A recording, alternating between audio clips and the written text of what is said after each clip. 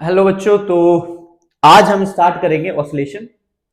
बहुत interesting chapter है, बहुत मजा आएगा आपको इस चैप्टर को पढ़ने में। ये एक अलग तरह का मोशन है। जो अब तक आपने पढ़ा है, अब तक आपने रेक्टिलिनियर मोशन पढ़ा, रोटेशनल मोशन पढ़ा, ये एक अलग तरह का मोशन है, इसलिए इसकी अलग तरीके से अलग चैप्टर में स्टडी की जा रही है। पर ये मोशन जो है वो रेक्टिलिनियर मोशन और सर्कुलर मोशन का एक कॉम्बिनेशन है। आप समझेंगे इसमें कि किस तरीके से ये जो है मोशन काम करता है। तो इसकी शुरुआत, इस चैप्टर की जो शुरुआत है वो स्टार्ट होती है पीरियोडिक मोशन से। पीरियोडिक मोशन किन्हें कहा जाता है समझेंगे। बेटा कभी आपने जो है देखा होगा, छोटे बच्चे होते हैं, वो छोटे बच्चे क्या करते हैं, आप खड़े हो जाओ, वो आपके अगल बगल गोल गोल गोल गोल चक्कर लगाते रहेंगे। वो जो बच्चा कर रहा है, गोल गोल मोशन कर रहा है, वो पीरियोडिक मोशन है। तो आप कहेंगे जी ये तो सर्कुलर मोशन में भी पढ़ा था। तो मैंने आपसे क्या कहा कि रेक्टिलिनियर मोशन, सर्कुलर मोशन, इन सब का एक यूनिक कॉम्बिनेशन कहलाता है ऑसिलेशन मोशन। आगे आपको जैसे जैसे हम चैप्टर में आगे पढ़ेंगे आपको समझ में आएगा। पर अभी हम ऑसिलेशन मोशन नहीं समझ रहे कि ऑसिलेटरी मोशन क्या है, अभी हम समझ रहे हैं कि पीरियोडिक मोशन क्या है। क्योंकि ऑसिलेटरी मोशन तक पहुंचने के लिए पहली सीढ़ी जो है वो है पीरियोडिक मोशन। पीरियोडिक मोशन क्या है? जब एक बच्चा, मान लीजिए आप यहां पर खड़े थे और वो बच्चा यहां पर आपके गोल गोल चक्कर लगा रहा था, बिल्कुल वैसे ही जैसे न्यूक्लियस के अराउंड इलेक्ट्रॉन चक्कर लगाता है, सन के अराउंड अर्थ चक्कर लगाती है, बिल्कुल वैसे ही वो बच्चा आपके अराउंड चक्कर लगा रहा है। आपने नोटिस किया कि वो इस गोल गोल चक्कर को लगाने के लिए 5 सेकंड लेता है। इस पॉइंट पे पहुंचने के लिए हर बार उसे 5 सेकंड ही लगते हैं। ये जो बेटा 5 सेकंड है ना, कि हर बार एक साइकिल को कंप्लीट करने में, एक साइकिल कौन सी, ए से चल के वापस ए पे लौट आए, that is called one cycle. एक साइकिल को कंप्लीट करने में हर बार कितना टाइम लग रहा है?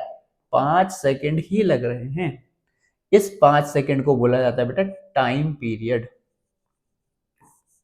टाइम पीरियड, ये है टाइम पीरियड। अब आपको बात समझ में आई मेरी कि टाइम पीरियड क्या चीज है। टाइम पीरियड होता है एक साइकिल को कंप्लीट करने का time. It is a time to complete one cycle.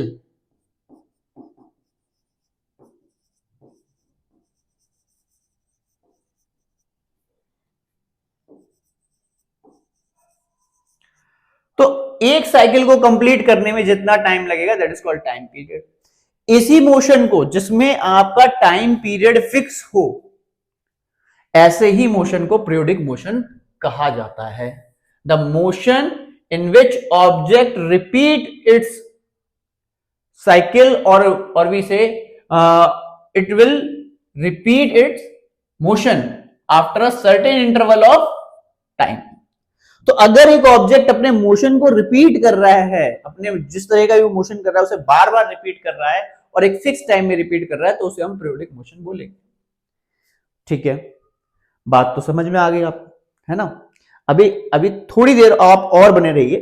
ये जितना फिजिक्स इजी है ना समझने में, उतना ही जब आप सॉल्व करने बैठते तो कॉम्प्लिकेटेड हो जाता है। तो आपने तो बड़े आसानी से समझ लिया, जिसका भी टाइम पीरियड फिक्स होता है वो साइकिल क्या कहलाती है? वो पीरियोडिक मोशन कहलाता है ना, जिसमें भी टाइम पीरियड फिक्स होता है। अब मैं थोड़ा सा और आगे बढ़ता हूं। इन तीन को डिफाइन करने के बाद मैं आपसे पूछूंगा कुछ क्वेश्चंस जो कि एग्जाम में आपसे पूछे जाएंगे। ऐसे नहीं पूछेंगे व्हाट इज पीरियोडिक मोशन, इतना इजी पेपर तो नहीं आता फिजिक्स। फिर मैं आपसे जो पूछूंगा आपको लगेगा यार कि बताया थोड़ा सा था, पूछा ज्यादा सा है। चलिए, तो ऑसिलेटरी मोशन की बात कर लेते हैं। अब दूसरे नंबर का मोशन है that is oscillatory motion. Oscillatory motion किसे कहेंगे? ऑसिलेटरी मोशन भी एक तरह का पीरियोडिक मोशन ही होता है। और यहां पर मैं बहुत प्रिसाइज जाने वाला हूं, बेटा ध्यान से सुनना, बहुत ध्यान से सुनना। But all periodic motions are not oscillatory motions. ठीक है, इसको समझने के लिए पहले आप इस ऑसिलेटरी मोशन को समझो और फिर आपको मेरी बात अच्छे से हजम होगी। ऑसिलेटरी मोशन किसे कह रहे हैं? The motion of the object is mostly to and fro और अप एंड डाउन। मतलब एक ऑब्जेक्ट या तो टू एंड फ्रो मोशन करे। टू एंड फ्रो क्या होता है? आगे पीछे, आगे पीछे, ये वाला motion, that is called to and fro motion. आगे गए पीछे गए, आगे गए पीछे गए, that's called to and fro motion, मतलब आप आगे मूव कर रहे हो एंड देन आप पीछे मूव कर रहे हो। पर ये कब पॉसिबल है? ये आपके साथ पॉसिबल है, पर आपने देखा होगा छोटा बच्चा कहीं भाग रहा होता है तो आप उसे पीछे से पकड़ लेते हैं। अब वो थोड़ा सा आगे भागा, आपने फिर से उसे पीछे कर दिया, थोड़ा सा आगे भागा, आपने फिर से पीछे कर दिया। ये जो छोटा बच्चा है ना, इसको मानिए कि ये ब्लॉक है और ये स्प्रिंग है ना, इसको समझिए ये आपका हाथ है।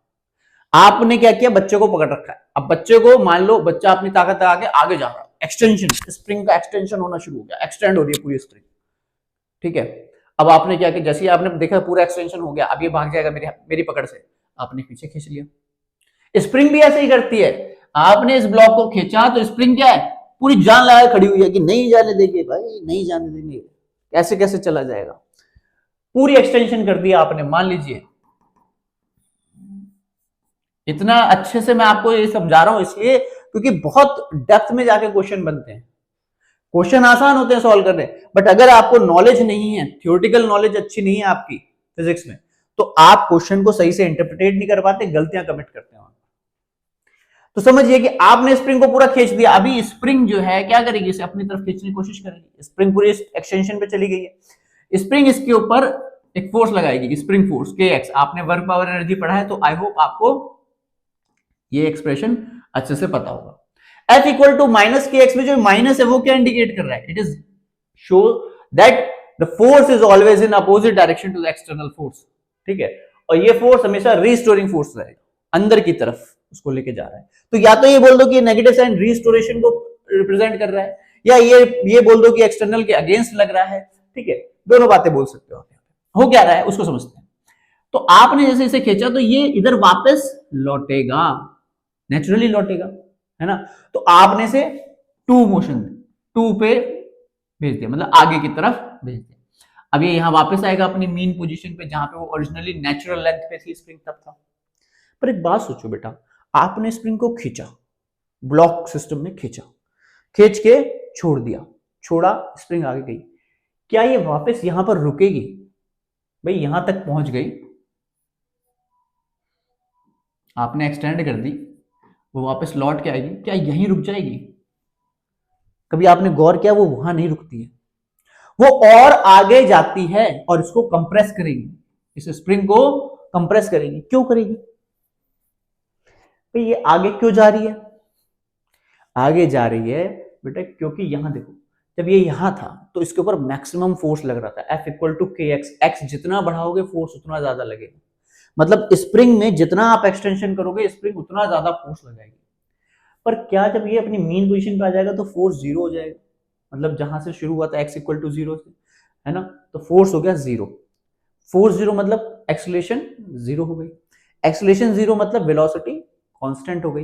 मतलब यहां पे इस पोजीशन पे आते उसको जो वेलोसिटी अचीव होगी, क्या वो वेलोसिटी उसमें खत्म ही नहीं होगी? क्यों? क्योंकि एक्सेलरेशन तो जीरो है, वेलोसिटी जो अचीव कर ली वो अब वही रहने वाली है। एक्सेलरेशन ही वेलोसिटी को घटाता या बढ़ाता है ना। तो अगर एक्सेलरेशन होता तो वो उसे घटाता बढ़ाता, अभी तो वो फिक्स हो गई।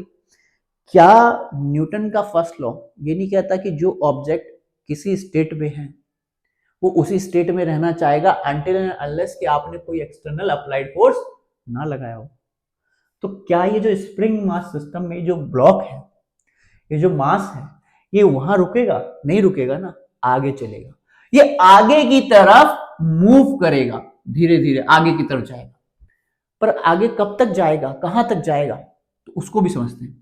देखो बेटा, यहां पर हम कोई भी फ्रिक्शन कंसीडर नहीं कर रहे, फ्रिक्शन कंसीडर करके भी समझाऊंगा क्या होगा। अभी कोई फ्रिक्शन हम सरफेस पे कंसीडर नहीं कर रहे, हम मान रहे कि हमने यहां तक खींच के ले गया और हमने उसे छोड़ा है, कोई फ्रिक्शन सरफेस पर नहीं है। अगर कोई फ्रिक्शन नहीं है तो क्या कोई भी एनर्जी लॉस नहीं होगी?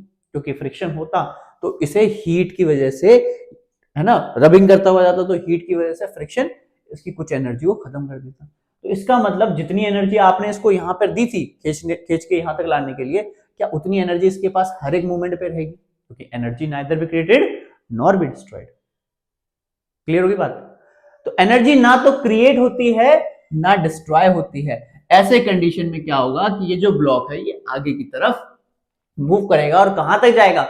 जितना दूर आप इसे ले गए थे उतना ही दूर वापस आएगा, यहां तक जाएगा, ठीक है। ये यहां पहुंच जाएगा। क्यों पहुंच जाएगा अभी आपको क्लियर है। बिकॉज एनर्जी जितनी आपने दी है, जितना आपने इसको खींचा था, उतना ही ये वापस अंदर की तरफ कंप्रेस करेगा। एनर्जी डेसिपेशन कोई हो नहीं रहा है। और यहां क्यों नहीं रुकेगा? क्योंकि यहां पर वेलोसिटी जीरो नहीं है। ठीक है, वेलोसिटी की कुछ वैल्यू है, एक्सीलरेशन जीरो। तो अभी तक आपको ये बात समझ में आ गई। इसको कहते हैं टू, इसको कहते हैं फ्रो, इसको कहते हैं टू, इसको कहते हैं फ्रो। तो टू एंड फ्रो मोशन, आगे पीछे का मोशन, आगे पीछे आगे पीछे आगे पीछे, ऐसे चलता रहेगा। ठीक है, मजा तो आ रहा होगा सुनने में आपको। ये फिजिक्स ऐसी चीज है भैया, सुनने में बड़ी प्यारी लगती है। मेरी बातें आपको बड़े दिमाग में अंदर तक जा रही होगी, और जब क्वेश्चन पूछूंगा ना, तब देखना आप, फिर कहोगे आप कि सर आप तो खेल गए हमारे साथ। क्योंकि आपकी बुक में क्या लिखा है वो इंटरप्रिटेट कौन करा सकता है बेटा? वो करा सकता है एक टीचर। टीचर आपको देखो कभी भी मार्क्स नहीं लाके दे सकता ना, टीचर आपके दिमाग में कुछ फीड कर सकता है जबरदस्ती। ये आपका टैलेंट है कि आप हमसे सुनने के बाद कितना रिसीव कर पाते हो।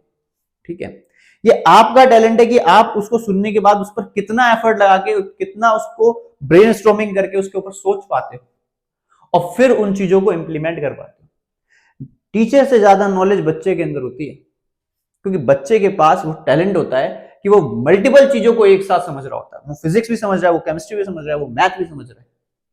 ठीक है, इसके अलावा भी दो अलग अलग तीन सब्जेक्ट समझ रहा है।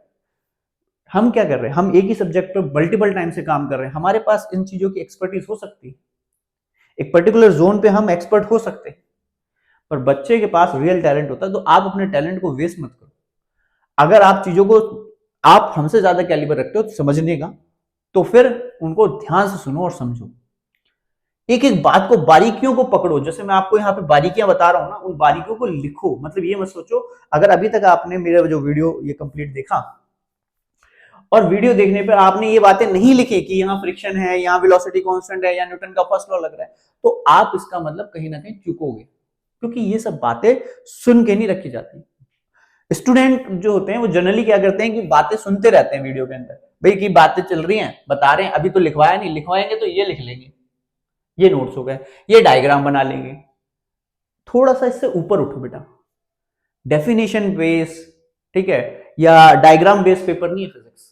फिजिक्स समझने की चीज है, उसमें हर एक बात को आप नोट करो। क्योंकि अगर आप ह्यूमन साइकोलॉजी देखेंगे, अगर आप आज जो आपने पढ़ा है उसी को रिपीट करना चाहते हैं, तो अगर जस्ट उसको रिपीट करेंगे 10 मिनट के अंदर पूरा रिपीट हो जाएगा। पर वही चीज अगर आप सोच रहे हैं कि भाई मैं 7 दिन के बाद रिपीट करूंगा, तो आपको 2 घंटे लग जाएंगे उस बात को समझने के लिए कि यहाँ क्या समझाया गया था। सपोज आपने, और वो भी आपने ये लिखा ही नहीं कि इसमें जो मैंने बारीकियां बताई वो लिखी नहीं, आपको क्या पता चलेगा कि क्या बारीकियां? आपको तो सिंपल ऊपर से चैप्टर पता चलेगा कि यहाँ से खींचा था, मैक्सिमम एम्पलीट्यूड गया, वापस भी उतना ही जाएगा, दैट्स इट। तो इन बारीकियों को लिखना है आपको, अपनी लैंग्वेज में नोट्स बनाने, बेचने थोड़ी ना है कि किसी को कि नहीं प्रॉपर लैंग्वेज में होने चाहिए। मुझे तो भाई ये बेचने हैं, मैं तो बेच ही रहा हूं। देखो देखो तुम लोग देख रहे हो, तो मैं, मेरे तो भाई मैंने तो देने हैं किसी को नोट्स, आप लोग हो वो जिनको देने हैं नोट्स। मैं थोड़ी ना जो है इनको रफ लैंग्वेज में बनाऊंगा। मैं तो कोशिश करूंगा ना कि जो है प्रॉपर वे में हो। आप लोग इसको जितना गंदा नोट्स बना सकते हो उतना बनाइए, मतलब डायग्राम बनाइए, उसमें सब कुछ, सारी जगह एरो एरो डाल के सब कुछ लिख दीजिए जो मैंने बोला। आपको वो सब बातें याद रहेंगी, आपकी फिजिक्स इंप्रूव। और मैं गारंटी देता हूँ श्योर श्योर कि आप हर एक असर्शन रीजनिंग, हर एक स्टेटमेंट क्वेश्चन में आप जो है एक स्ट्रॉन्ग कमांड रख पाओगे। नहीं तो सबसे ज्यादा बच्चे वहीं फंसते हैं। चलिए आगे बढ़ते हैं और समझते हैं कि टू एंड फ्रो मोशन। तो बात समझ में आई सर कि टू एंड फ्रो मोशन हो रहा है, कि टू एंड फ्रो मोशन में मूव कर रहा है आगे और पीछे। हो सकता है आप ऐसे लेके आ रहे हो फिर छोड़ दिया आपने, तो ऐसे ऐसे मूव कर रहे हैं। आप ऐसे लेके जा रहे हो फिर छोड़ दिया आपने, ऐसे ऐसे मूव कर रहे हैं। तो ये टू एंड फ्रो मोशन को ऑसिलेटरी मोशन कहते हैं। And last simple harmonic motion, ये भी बहुत इंपॉर्टेंट मोशन है। ये मोशन जो है इसी का प्रोडक्ट है। ऑसिलेटरी मोशन का जो प्रोडक्ट है वो सिंपल हार्मोनिक मोशन है, बट ये बहुत ही वेल डिफाइंड ऑसिलेटरी मोशन है। मतलब जैसे कहते हैं ideal case of the oscillatory motion is simple harmonic motion, पर ये इसकी डेफिनेशन नहीं है। कहीं सोचो अरे सर ने तो बताया था, मैं लिख देता हूँ ideal case of oscillatory motion is called simple harmonic. अरे तो सिंपल हार्मोनिक मोशन क्या है? आइडियल है मान लिया, प्रॉपर्टी है वो उसकी, पर वो होता क्या है? तो जब ऑब्जेक्ट पे लगने वाला फोर्स डायरेक्टली प्रोपोर्शनल हो उसकी डिस्प्लेसमेंट के, ऐसे केस में जो मोशन होगा उसे सिंपल हार्मोनिक मोशन कहेंगे, जैसे ये वाला मोशन था F equal to minus K x, where F is directly proportional to x. In this case, force is directly proportional to x. It means it will represent the simple harmonic motion. क्यों? क्योंकि जब आप इस equation को solve करेंगे और x इसका solution लेके आएंगे, x की वैल्यू निकाल के लेके आएंगे, मान लीजिए आपने ये इक्वेशन लिखी, अभी हम करेंगे आगे, तो x का एक सॉल्यूशन आएगा, एक वैल्यू आएगी, वो जो वैल्यू है वो साइन और कॉस में चलती है बेटा, साइन और कॉस में चलती है, साइनसॉइडल में चलती है। तो जब भी कोई मोशन को आप साइनसॉइडल फॉर्म में रिप्रेजेंट कर सके तो वो सिंपल हार्मोनिक मोशन बन जाता है। ठीक है, आप ये भी कह सकते हैं कि साइनसॉइडल फॉर्म में रिप्रेजेंट कर सके, या फिर सबसे बेस्ट तो ये है कि force is directly proportional to the displacement. दूसरी चीज इसके अंदर जो ध्यान रखने वाली है, पहली तो कि force is directly proportional to displacement, और दूसरी बात कि force is always act towards the mean position. मतलब जब आपने इसको इधर खींचा तो फोर्स इधर लग रहा था, जब ये इधर गया कंप्रेस करता हुआ तो स्प्रिंग ने क्या किया, इसको उधर धक्का मारा तो उधर की तरफ फोर्स लगा। मतलब force is always act towards the mean position. यहां पर ये जो पोजीशन है, फोर्स हमेशा इसी पोजीशन पर लग रहा है बार बार, इधर से ये इधर लाना चाहता है और इधर से इस तरफ लाना चाहता है, तो इसीलिए इसका नाम सिंपल हार्मोनिक मोशन है। सिंपल हार्मोनिक का मतलब है कि इसे साइन कॉस में रिप्रेजेंट किया जा सकता है। क्लियर हो गई मेरी बात? चलिए इसको क्लीन कर देते हैं। तो पीरियोडिक मोशन समझ में आया आपको, ऑसिलेटरी मोशन समझ में आया आपको, सिंपल हार्मोनिक मोशन समझ आया आपको। मैं एक बार रीड भी कर देता हूं। When the force on the particle is directly proportional to the displacement of the particle is called SHM and the force of particle is always towards the mean position. यही as it is आपको छाप करके आना है। अगर आपकी vocabulary strong नहीं है फिजिक्स की, इंग्लिश की नहीं बेटा, इंग्लिश के मैंने देखा इंग्लिश में बच्चे बड़े एक्सपर्ट होते हैं, वहीं फिजिक्स में उनका बहुत उतर जाता है। जैसे ही क्वेश्चन आया समझ में ही नहीं आ रहा सर क्वेश्चन में क्या लिखा हुआ है। क्यों? क्योंकि vocabulary is different in case of the English and in case of physics. Physics का अपना एक vocabulary है। तो आप जब तक बुक्स को रीड नहीं करना सीखोगे, नोट्स को बार बार रिपीट नहीं करोगे, ये सब वर्ड्स नहीं याद होंगे। कहां पढ़ते हो आप सिंपल हार्मोनिक मोशन? मुझे बताओ, आपने 36 बार स्प्रिंग को मूव करते हुए देखा होगा, ऐसे झूलते हुए देखा होगा ऑब्जेक्ट को, पर आपने कभी सिंपल हार्मोनिक मोशन नहीं लगाया। कहां आपने बच्चे को जब झूला झुलाया तो कहा ये ऑसिलेटरी है, स्विंग कर रहा है, स्विंग कर रहा है, बच्चों को पढ़ा देते हैं। बस स्विंग तो वो इंग्लिश में कर रहा है ना, फिजिक्स में नहीं कर रहा स्विंग, फिजिक्स में ऑसिलेटरी मोशन कर रहा है, वो ऑसिलेशन हो रही है उसकी, समझे उसको। और वो भी जो जब वो बच्चा धीरे धीरे रुकता है तो उस ऑसिलेशन को डैम्प्ड ऑसिलेशन बोलते हैं, समझे। तो ये भाषा ही आपकी नहीं है भाई, आपके आम बोलचाल में नहीं है, हो भले ही आपके प्रकृति में आप देख रहे हो फिजिक्स क्या है, अंडरस्टैंडिंग ऑफ नेचुरल फिनोमिना, ठीक है कोई बात नहीं, पर बात आती है कि भैया इतना नेचुरल फिनोमिना है तो हमें समझ में क्यों नहीं आ रहा? क्योंकि पढ़ाया जो इस भाषा में जा रहा है उसकी वोकैबुलरी में थोड़ा सा प्रॉब्लम है, वो वोकैबुलरी आम भाषा नहीं है, आम तरीके की भाषा नहीं है। क्लियर? तो अब हम आगे बढ़ते हैं, इसमें सिंपल हार्मोनिक मोशन हमने समझा। अब एक बात ध्यान रखिएगा, जो पीरियोडिक मोशन है ना बेटा, और ऑसिलेटरी मोशन और सिंपल हार्मोनिक मोशन, इनके बीच में कुछ रिलेशन है, वो मैं आपको समझाता हूं। अभी आपने तीनों को समझ लिया, अब इनका जो है आपस में रिलेशन समझिए। देखिए, पीरियोडिक मोशन का मतलब है fixed time period, fixed time period. बहुत ध्यान से सुनना, न्यूमेरिकल आते हैं यहां से, ठीक है, मतलब क्वेश्चन यहीं से डिजाइन होते हैं। ऑसिलेटरी मोशन का मतलब है टू एंड फ्रो, बट अगर कोई ऑब्जेक्ट टू एंड फ्रो करेगा तो क्या उसका फिक्स टाइम पीरियड नहीं होगा? तो कई बच्चे कहेंगे बिल्कुल सर होगा, इसका मतलब इसके पास भी फिक्स टाइम पीरियड होगा। तो क्या हर फिक्स टाइम पीरियड वाला ऑसिलेटरी मोशन हो जाएगा? मतलब जो भी टू एंड फ्रो मोशन करेगा वो फिक्स टाइम पीरियड वाला पीरियोडिक मोशन हो जाएगा? तो आंसर आता है नहीं। अब बच्चे यहीं पर बोल भैया ये क्या हो गया, ये चमत्कार कैसे हो गया? अभी तो आपने कहा जो अब टू एंड फ्रो मोशन कर रहा है, ऐसे आगे पीछे जा रहा है, तो भाई ऐसे आगे पीछे जा रहा है तो उसका फिक्स टाइम पीरियड हो जाएगा, फिक्स टाइम पीरियड हो जाएगा तो ऑसिलेटरी मोशन भी पीरियोडिक मोशन हो जाएगा। तो पीरियोडिक मोशन का मतलब फिक्स टाइम पीरियड है, बट ऑसिलेटरी मोशन का मतलब टू एंड फ्रो है, फिक्स टाइम पीरियड नहीं है।